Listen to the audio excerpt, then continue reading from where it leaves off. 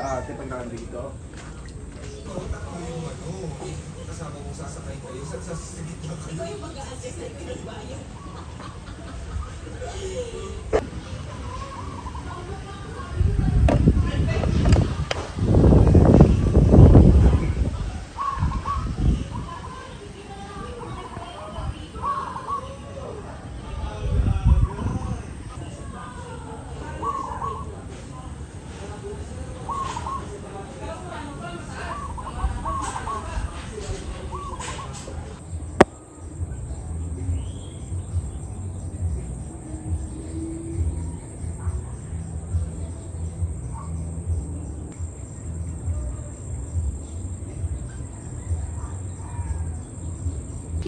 Kasi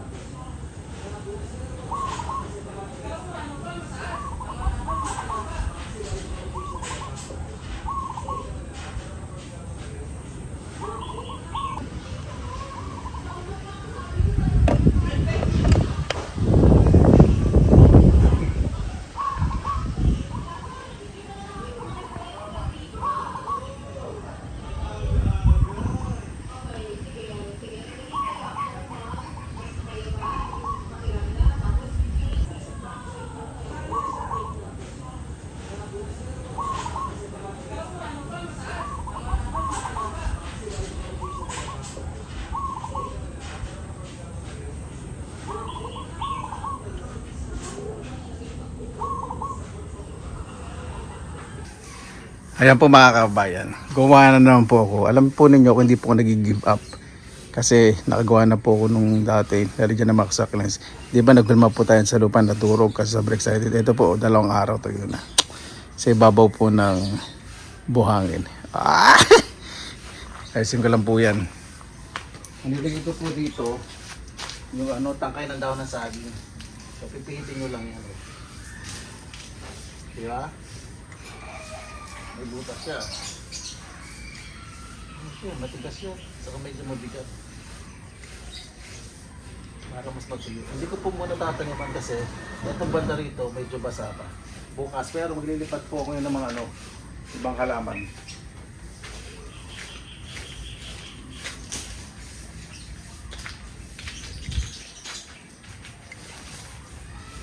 May nabibili po ditong loam soil. 30 pesos lang isa. Maganda. May siya. May lupa.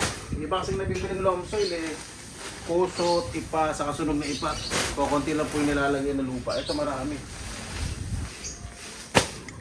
Magandang klase. 30 pesos po. Kung tama pa yung pagkakasabi ko. Binili ko po ito mismo doon sa nagmi-mix.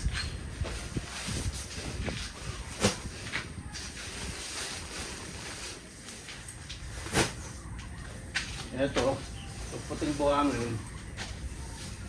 Tatanim ko dito yan. Pero di muna kayo, baka bukas pa. Ito po muna. Let's 10.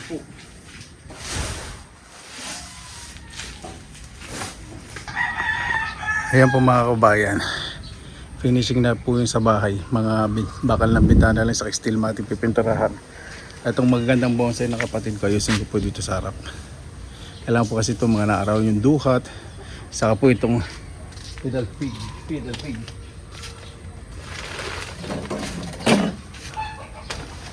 Dali ko po yung sa magandang mga pasok.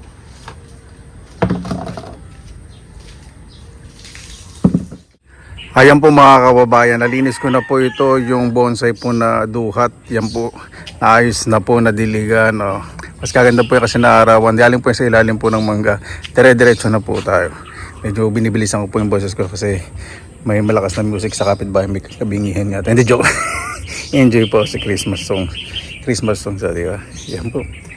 So, ginagawa ko po lagi. Manubuhansin, nilalagyan ko po ng maraming bato.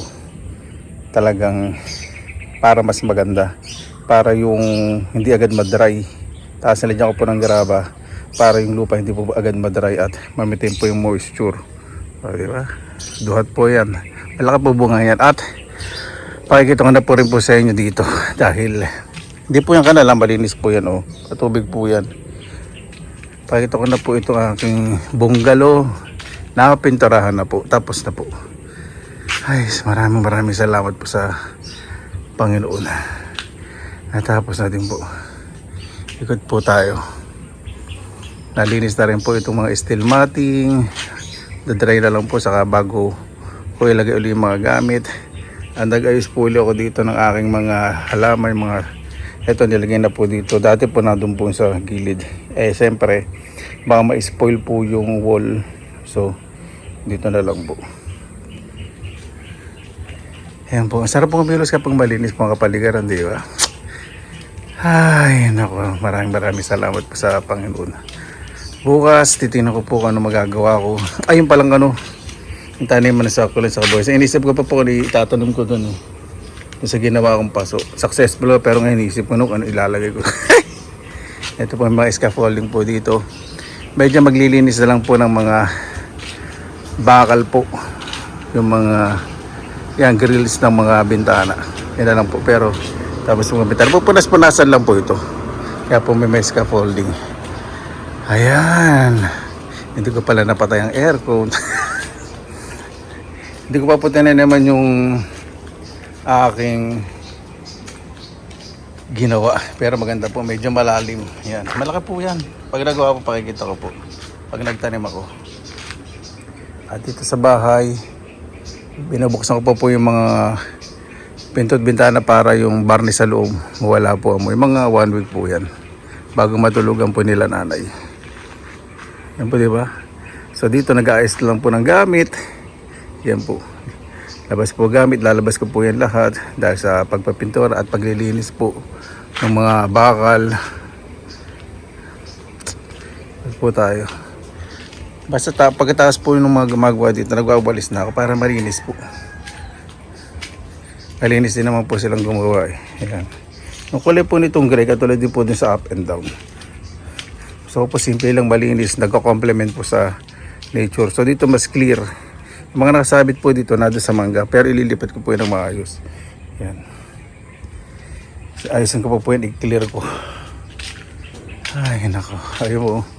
Yung mga nasa plastic bottle, yun, nakasabit po sa mangga, ililipat ko po yun. Ayan. Linis-linis na lang po sila ng mga bintana. Tapos sabi ko, after New Year na lang ulit tumuloy kasi balak pong patambak ng lupa po doon sa may up and down at papabuhusan mo ng graba sa ibabaw para mas malinis. Ay, sobrang salamat po sa Panginoon. Doon po sa nagtatanong ito sa kalyos sa bonsai ko kasi pinepresyon po. Hindi ko po ito binibenta.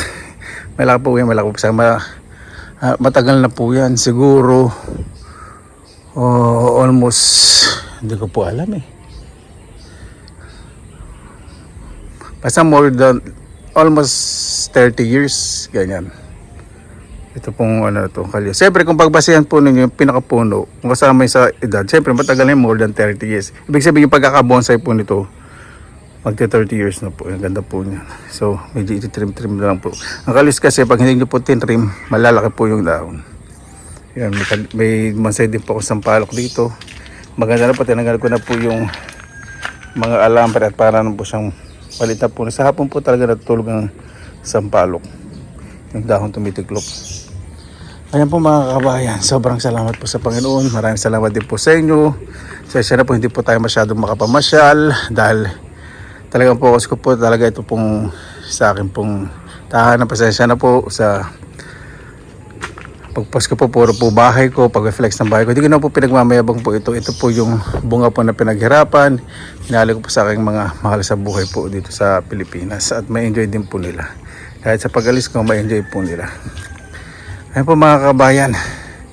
Ito po muna tayo at ay, sa wakas, napinturahan din po. Diba? Ayan po yung gustong kulay, malinis. Saka ano po, hindi po yan pinatimpla. Ito po yung tip ha. Pag mapapintura po yan ng bahay po kayo magpapatimpla ng pintura. Kasi pag nasira, nagasgas, timpla kayo. Baka iba hindi parehong kulay, hindi the same. Naku, sayang lang po. Ito po, ready na po yan. Ready to spread. Ready to pahid na po. So, ibig sabihin, kung may magasgas po man dyan, meron akong tira at makakabili, hindi po timpla po yan. So, madali pong pahid. hugasan po muna kasi water based po yan sa bago magpintura. Patandaan po ninyo, bago kayo pintura, pahugasan nyo po muna ito kasi alikabok po noon, naku po, kung makapal, sayang lang po yung pintura po nyo mababakbak. So pag water based po talaga yung pintura, lalo na sa mga concrete wall, so nga daw palinis po muna ninyo, lalo sa bakal. Siyempre sa bakal hindi water based, palinis po ninyo bago magpintura kasi pag makapal po ang mga dumi, may matayan ng ibon, butiki at kung ano pa, sayang lang, kakalawangin lang po yung bakal at dun sa ano naman sa mga bato, mababakbak lang po yun. Diba? Para mas matibay investment, wag pong madaliin. Para po, maraming salamat na po sa inyong oras na hindi sa pinilang kalakbay. Basta lagi po tayong positive vibes, good vibes. God bless, ingat po lagi, magandang araw. Laban lang.